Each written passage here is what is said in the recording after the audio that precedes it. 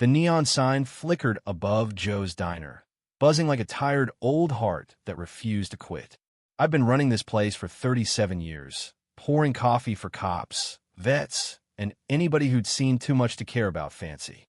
My name's Sam Carter, and I'm a veteran who's carried more than just plates in my time jungle mud, shrapnel scars, and the weight of men who never made it home. That morning, though, the weight hit different. 2 HOA goons in cheap polyester stormed in, citing a zoning violation, and before I could blink, one of them clocked me square in the jaw. Right there in my own diner, with the smell of bacon grease and burnt toast hanging thick. The room went quiet. Not the peaceful kind, but the kind that creeps into your bones and dares you to move. Nobody said a word. Not Mrs. Jenkins, who I'd pulled from her burning apartment years back, now staring at her tea like it held the secrets of a universe. Not Pete from the hardware store, who still owed me $3,000 in unpaid burgers, chewing like my blood wasn't dripping on the tiles. A kid in the corner tilted his phone, filming, not helping. Cowards, every last one. The younger thug strutted out, probably to file his knuckles under job well done, while the other stood by the door like a discount bouncer, not even blinking. I pressed a napkin to my cheek, the bruise pulsing like a war drum. 37 years of sunrise shifts, and this was what I got: silence. Then Sarah's voice cut through, sharp as a switchblade. "Sam, you're bleeding all over my floor." She wasn't joking, but she wasn't cruel either. Her hands gripped the counter, knuckles white, jaw tight like she was chewing nails. "Stop playing statue," she said, tossing me a clean rag. "You're not inspiring anybody here." I muttered something about hoping for better, but she slid a manila envelope across the counter like it was a live grenade. "Lisa's lawyer dropped this off right after you got hit," she said. Didn't even knock. I opened it slow, hand steady despite the ache. The papers were heavy with legal C emergency enforcement, structural hazards, zoning breaches, fire code nonsense. This diner had served VY-VED floods, fights, and a legendary chili disaster, but now it was too dangerous. Page 2 showed a mock-up. My diner gone, replaced by a glass and stucco housing block, 12 units of soulless heritage leave VYing. They'd already sold it, I whispered. This wasn't about violations. It was about money. Sarah nodded, her eyes burning. I called the city. Nobody authorized this. Lisa's using HOA loopholes and hired muscle to strong-arm old deeds. Illegal? Not quite. Immoral? You'd need a magnifying glass to find Lisa's soul.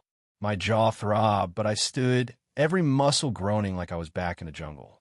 I reached for the rotary phone behind the counter, the one I hadn't touched since my wife, Ellie, passed. I dialed a number I knew by heart. It rang once. "Mike," I said. "It's time." Across the street, a man in a gray fleece tapped his pen. Another whispered into a throat mic. Subject activated legacy contact. Elevate threat tier. They didn't just want my land. They wanted me to vanish. Too bad I've never been good at quiet.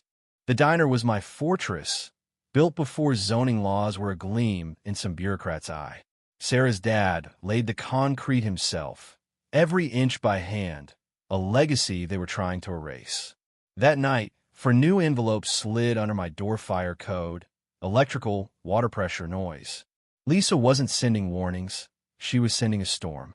But I'd lived through artillery. Storms didn't scare me. Then Mike rolled in, his '87 Chevy coughing like it had a grudge. The truck was a junkyard militia duffels, crates, and what looked like a satellite dish zip-tied to a lawn chair. He stepped out, beard grayer than I remembered, eyes sharp as ever. "Nice driveway," he said, nodding at the sidewalk. "Not anymore," I shot back. We didn't hug, just looked at each other, two old soldiers carrying the same ghosts. Inside, Sarah sized him up. "This the cavalry?" she asked, unimpressed. Mike tippet on imaginariat. "Ma'am." She pointed at his boots. "You're tracking mud." He grinned. "That ain't mud. We got to work like it was second nature." Fishing line laced with tin cans along the alley, a dinner bell to sing if anyone got too close. Mike rigged the griddle vent with irritant smoke. Think chili oil meets tear gas. "Ever see a raid team cry while slipping on syrup?" he asked. I just nodded. By sundown, the diner was a low-grade bunker. Booths hid sandbags. The register drawer screamed like a banshee if opened wrong, and sugar jars doubled as lead-weighted clubs. Sarah watched, amusement turning to something heavy-er. "You two are really doing this?" she asked. Mike grinned.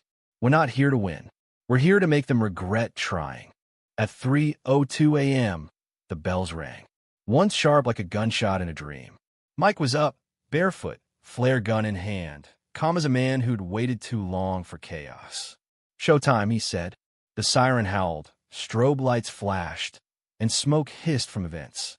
Two shapes stumbled out the back, coughing, flailing. Sarah moved like a wildfire, back cracking against a thigh, then an elbow to a temple. "How special," she spat. The front window shattered, glass flying like shrapnel. A black-clad figure rolled in, military-trained, baton raised.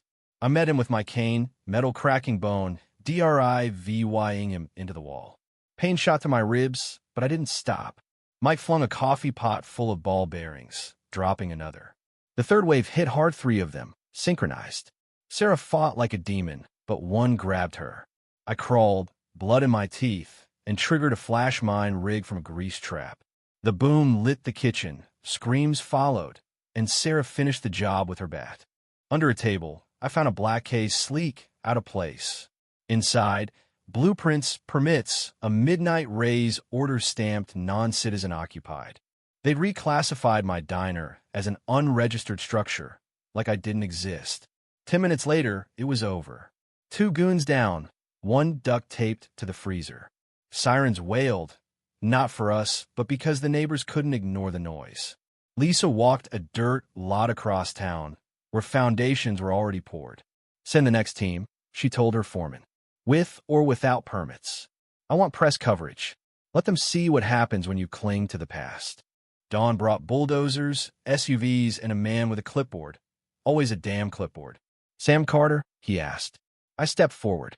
"Horizon Enforcement. Authorized to clear." Mike clicked a remote. Cowbells screamed, a flashbang burst, and pepper oil choked the air. Sarah sprinted, bat swinging, her scream raw, personal. Mike tackled another through the screen door, syrup exploding. I swung my cane, ghosts whispering Ellie, my old squad, all of them. The bulldozer kept coming. Mike fired a flare, then a satchel charge blew its tire, spinning it sideways.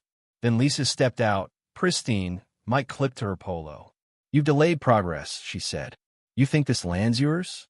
It's military history. It never belonged to you." Sarah held up a camera and her dad's deed. "This was built by my father. You calling him obsolete, too?" Lisa scoffed. "This town needs cleansing." Then sirens hours. Veterans marched down the block, shoulder to shoulder. A Channel 5 reporter, a lawyer with a folder thick as a brick, and a judge I'd served under. "Miss Phelps," the reporter asked, "are you denying improper acquisition?" Lisa froze as the lawyer read her own email. "Smear them before they speak." Mike tossed an encrypted drive at her feet. "Everything you built burned in 6 kilobytes." She fled. The bulldozer stopped, and the diner stood. The next morning, the place smelled of smoke and coffee. I sat behind the counter, ribs wrapped, cane at my side. The booths were scorched, the jukebox cracked, but we were still here. Mike hobbled in, tossing a paper. "Local heroes," they say. No word on free waffles. Sarah poured coffee, her tired eyes stronger than ever. "One more shift, then I'm done talking for 2 days." Mike vanished after a warning. "The people funding Lisa don't quit. They reposition."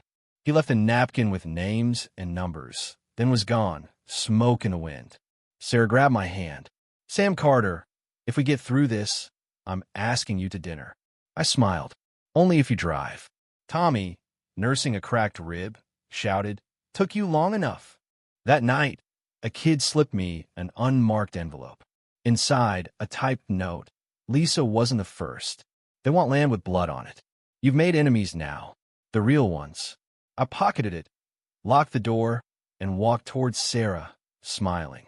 After everything they tried to take me diner, my fight, my heart, it kept it all. And now, I'd take her to dinner. What would you have done in Sam's shoes? Fought or walked away? Is a piece of land worth a war, or is it just dirt? Who's the real VY Lane here, Lisa? Or the shadows pulling her strings? Drop your thoughts below, hit that like button if you felt the heat, and subscribe for more stories that don't pull punches. Let's hear you roar.